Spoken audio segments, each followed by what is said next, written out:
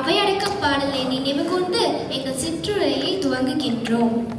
போற்றுதலுக்கும் வணக்கத்திற்கும் உரியவர் யார்? இந்த வினாவை நமக்கு நாமே தொடுத்துக்கொண்டு இப்போது சிந்திப்போம். இந்த அவனிதனில் எல்லா உயிர்களுக்கும் மூலமாக விளங்குவது அதனை பெற்றவர்கள்தான். அதனால் யாவரும் மாறுபட முடியாத போற்றுதலுக்கும் வணக்கத்திற்கும் உரியவர் அவர்களது பெற்றோர்களே.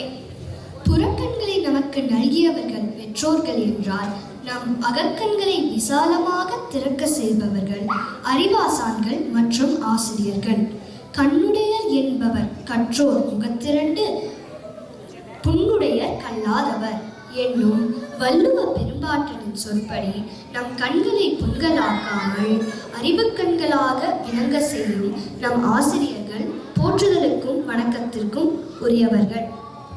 தெய்வம் இருப்பது எங்கே என்னும் கண்ணதாசனின் பாடல் வரிகளை நினைவு கூர்ந்து திருமந்திரத்திற்குள் செல்வோம். அன்பும் சிவமும் இரண்டென்பர் அறிகிறார், அன்பே சிவமாவது ஆறும் அறிகிறார், அன்பே சிவமாவது ஆறும் அறிந்த பின் அன்பே சிவமாய் அமர்ந்திருப்பாரே. சிவசிந்தனையில் அன்பை தேடுவதை விட அன்பில் சிவத்தை தேடுவது எளிதாம் என நமக்கு அருளிய திருமூலர் போற்றுதலுக்கும் வணக்கத்திற்கும் உரியவர். மாயோன் மேய காடு உரை உலகமும், சேயோன் மேய மைவரை உலகமும், வேந்தன் மேய தீம்புணல் உலகமும், வருணன் மேய பெருமணல் உலகமும், முல்லை குறிஞ்சி மருதம் நெய்தலென சொல்லிய முறையார் சொல்லவும் படுமே என நிலங்களையும் அதன் வழிபாட்டு தெய்வங்களையும் விவரித்து தமிழ் இலக்கணத்தை தந்த முதல் ஆசான் தொல்காப்பியர். பல்லாயிரம் ஆண்டுகளுக்கு முன்பே உயிர் பொருட்களின் தன்மைகளை நன்கு ஆராய்ந்து அவற்றின் அறிவு, குணம், செயல், அவற்றை வழங்கும் முறை முதலியவற்றை தன் பாடலில் ஒன்றறிவதுவே உற்றறிவதுவே, இரண்டறிவதுவே அதனோடு நாவே, மூன்றறிவதுவே அதனோடு மூக்கே, நான்கறிவதுவே அதனோடு கண்ணே, ஐந்தறிவதுவே அவற்றோடு செவியே, ஆறறிவதுவே அவற்றோடு மனனே, நேரினை உணர்ந்ததோர் நெறிப்படுத்தினரே என பாடிய தொல்காப்பியர் தமிழர் அறிவியலில் என்றென்றும் மாமேதை. இவன் என்றும் போற்றுதலுக்கும் வணக்கத்திற்கும் உரியவர்.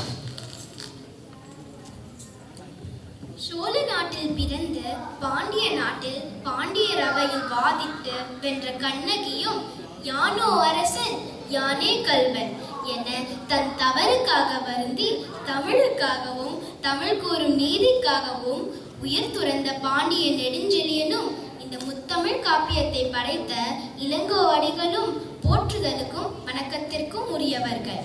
சங்க காலத்தில் தமிழர் மரபில் வந்த பெண்கள் புலவர்களாக அரசவையிலிருந்து அரசனுக்கு அறிவுரை வழங்கியுள்ளனர் என்பதை பலரும் அறிந்திருப்போம். ஔவையார், காக்கைப்பாடினீர், பாரிமகளிர், ஒக்கூர் மாசாத்தியார், வெள்ளி வீதியார், நன்முல்லையார், வெண்மலர் என நூற்றுக்கணக்கில் பெண்பார் புலவர்கள் வாழ்ந்துள்ளனர். நெடுங்காலம் வாழக்கூடிய அற்புதத்தை தரவல்ல அரிய நெல்லிக்கனியை அதியமான் தமிழ் கூறும் பெரும்பாட்டி அவ்வை கழித்து அவர் உண்பதை கண்டு மகிழ்ந்தார். அற்றை திங்கள் அவ்வெண் நிலவின் எந்தையும் உடையேன் எம்கொன்றும் பிறர்கொளார் என்னும் பாரிமகளிர் எழுதிய புறநானூற்று பாடல் நம் நினைவிலிருந்து நீங்கி இருக்காது. ஆண் பெண் பாகுபாடு இல்லாமல் பெண்களுக்கும் உயர் பதவியை கொடுத்த தமிழர்களும் அந்த மரபினை வகுத்தவர்களும் அதன்படி வாழ்ந்தவர்களும் போற்றுதலுக்கும் வணக்கத்திற்கும் உரிய பெரியவர்கள். பக்தி இலக்கிய காலத்தில் வாழ்ந்தவர் காரைக்கால் அம்மையார் என்னும் புனிதவதியார். ஆதியும் அந்தமும் இல்லா அருட்பெரும் ஜோதியாக திகழும் நம் சிவனே அம்மை என அழைத்து பெருமைப்படுத்தினார். அடுத்த நபர் சோழ நாட்டில் பிறந்து நீன்றசீர் நெடுமாற பாண்டியனை மணந்து பாண்டிய நாட்டில் சைவம் தழைக்க செய்த மங்கையர்க்கரசியார். மூன்றாவதாக அப்பர் என்னும் திருநாவுக்கரசரை நமக்கு அளித்த அவரது சகோதரி திலகவதியார். சூடிக் கொடுத்த சுடர்கொடி என்னும் பெயர் பெற்ற கோதை நாச்சியார் என்ற ஆண்டாள். இது போன்ற எண்ணற்ற பெண்களும் இறையெண்ண வைக்க வேண்டியவர்களும் அவர்களும் அவர்களின் கரம் பற்றி வந்தவர்களும் போற்றுதலுக்கும் வணக்கத்திற்கும் உரியவர்கள். சங்கம் மருவிய காலத்தில் தமிழ் நிலத்தில் காலந்தந்த கொடையாக தோன்றியவர் திருவள்ளுவர் பெருந்தகை. ஈரடியில் உலக பொதுமறை தந்த வல்லனவர். 1330 குறட்பாக்களை 133 அதிகாரங்களாக தொகுக்கப்பட்ட திரட்டை மட்டுமே நாம் கிடைக்கப் பெற்றோம். உண்மையில் அவர் எழுதிய குறட்பாக்கள் எத்தனையோ, காலம் மட்டுமே அவற்றை அறியும். அத்தகைய வள்ளுவ பெருந்தகை தமிழர்களால் என்றென்றும் போற்றுதலுக்கும் வணக்கத்திற்கும் உரிய பெரியவர். வால்மீகி எழுதிய ராமாயணத்தை தமிழர் வடிக்கும் போது தமிழர் பண்பாட்டையும் கலந்து ராமகாதை கொடுத்த கம்பனை போற்றும் விதமாக கம்பன் வீட்டு கட்டுத்தறியும் கவிபாடும் என்றும் கல்வியில் பெரியவன் கம்பன் என்றும் போற்றப்பட்ட கம்பர் தமிழ் உள்ளவரை போற்றுதலுக்கும் வணக்கத்திற்கும் உரிய பெரியவர். வாடிய பயிரை கண்டபோதெல்லாம் வாடினேன் என அனைத்து உயிர்களுக்குமான காருண்யத்தை வெளிப்படுத்திய வள்ளல் பெருமான் வள்ளலார் திரு ராமலிங்க சுவாமிகள் என்றென்றும் எல்லா உயிர்களாலும் போற்றுதலுக்கும் வணக்கத்திற்கும் உரிய பெரியவர். அந்நிய நாட்டில் பிறந்தினும் தனக்கிட்ட பணிக்காக தமிழ்நாட்டிற்கு வந்த ஜியு போப்பவர்கள் தமிழ் மொழி மேல் கொண்ட ஈடுபாட்டினால் தமிழ் மொழியை முழுமையாக கற்று அதில் புலமை பெற்று திருக்குறள், திருவாசகம் முதலான பல தமிழ் நூல்களை ஆங்கிலத்தில் மொழிபெயர்த்து தமிழ் மொழியை இங்கிலாந்தில் இருப்பவர்களிடம் கொண்டு சேர்த்து அதன் பெருமையை உலகறிய செய்தார். தன்னை ஒரு தமிழ் மாணவன் என குறிப்பிட்ட திரு ஜியு போப் அவர்கள் தமிழர்களின் போற்றுதலுக்கும் வணக்கத்திற்கும் உரிய பெரியவர்.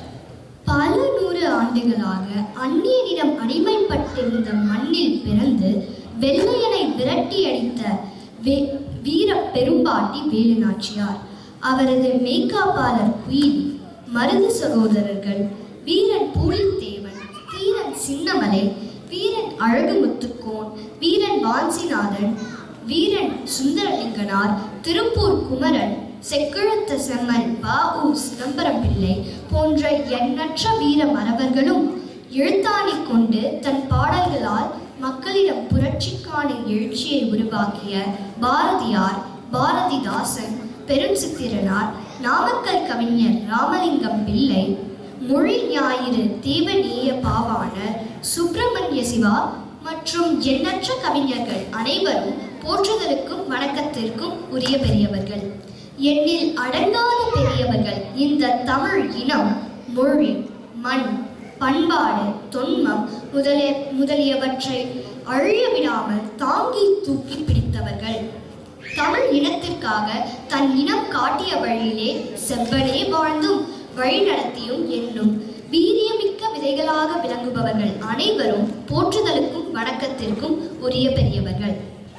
நாம் இதுவரை சிந்தித்த போற்றுதலுக்கும் வணக்கத்திற்கும் உரியவர்கள் காலத்தால் தற்போது இல்லாமல் போனாலும் அவர்கள் விட்டு சென்ற அரும்பணியை தடமாறாமல் கரம் பிடித்து இன்றும் தமிழ் மொழியின் தொன்மத்தை தேடி ஓடிக்கொண்டிருக்கும் 85 வயது இளைஞர் உயர் திரு மாசோ விக்டர் ஐயா அவர்களும் தாழ்ந்து தவழ்ந்து நொடித்து போன தமிழ் இனத்திற்கு தன் சிந்தனை துளிகளால் நெருப்பு பறக்கும் கருத்துக்களை விதித்து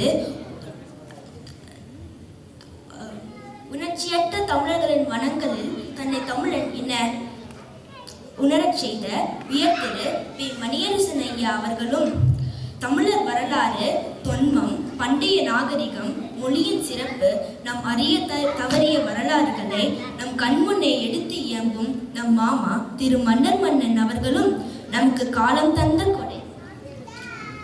இந்த 3 தமிழ் ஆளுமைகளும் என்றென்றும் போற்றுதலுக்கும் வணக்கத்திற்கும் உரிய பெரியவர்கள்.